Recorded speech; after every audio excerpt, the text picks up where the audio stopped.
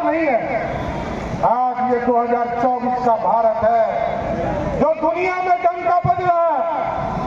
आप स्वयं एहसास करते होंगे, कल तक जो प्रधानमंत्री, जब तक श्रीमती गांधी स्विच नहीं दाबती थी तब तक मनमोहन सिंह बोलते थे। आज ऐसा प्रधानमंत्री है, यदि पाकिस्तान के तरफ से एक चुटपुटिया बम भी फेंक देना, हिंदुस्तान के तरफ से तोप का गोला शुरू हो जाता है। यह है भारत। और आपने देखा दुनिया में किस तरह डंका बजा। यूक्रेन और रशिया की लड़ाई हो रही थी और यूक्रेन और रशिया की लड़ाई में हमारे लाखों बच्चे फंसे थे। देश के प्रधानमंत्री ने कहा, यूक्रेन पुतिन जी लड़ाई रोको, हिंदुस्तान के बच्चे को वापस आना है। और जब मोदी से पूछा पुतिन ने कि मोदी जी आपके बच्चे कैसे पहचान होगा कि ये भारतीय है, मोदी जी ने कहा जिसके हाथ में तिरंगा होगा वही हिंदुस्तानी होगा।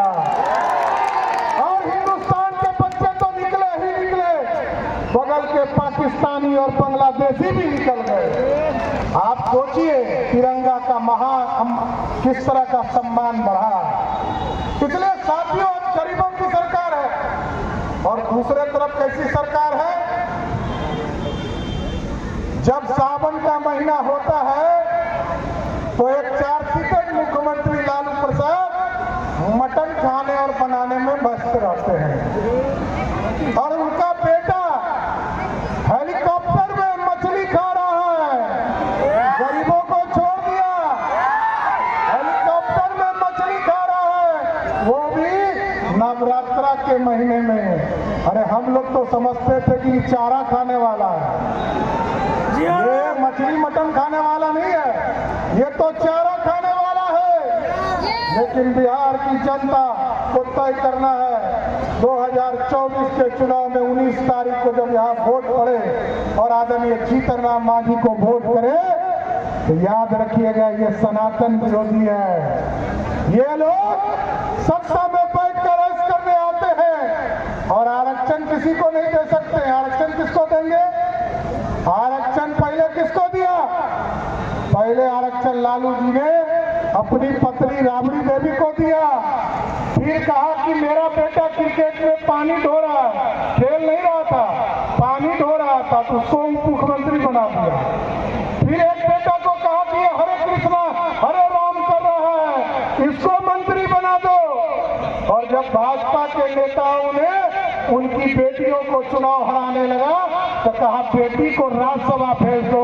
यही है लालू प्रसाद का आरक्षण। साथियों, लोकतंत्र बचाना है और बिहार को भी बचाना है। देश विकसित होगा तभी बिहार विकसित होगा और उसका नेतृत्व जब तक मोदी जी नहीं करेंगे, दूसरे से संभव है क्या? नहीं। दूसरे से संभव है क्या? नहीं। इसलिए साथियों, हम सब भाई आपके बीच में आए जी। यहाँ पर चिराग पासवान जी अभी आपके बीच में आए हैं, संतोष मांझी जी भी बीच में आए आपके बीच में, और हम लोग सब आग्रह करने आए हैं कि हम लोगों के गार्जियन जीतन राम मांझी जी 19 तारीख को यहाँ चुनाव आपको वोट देना है। एक एक वोट कड़ाई चाप पर देंगे, जैसे ही कड़ाई चाप पर वोट देंगे वैसे ही मोदी जी प्रधानमंत्री बन जाएंगे।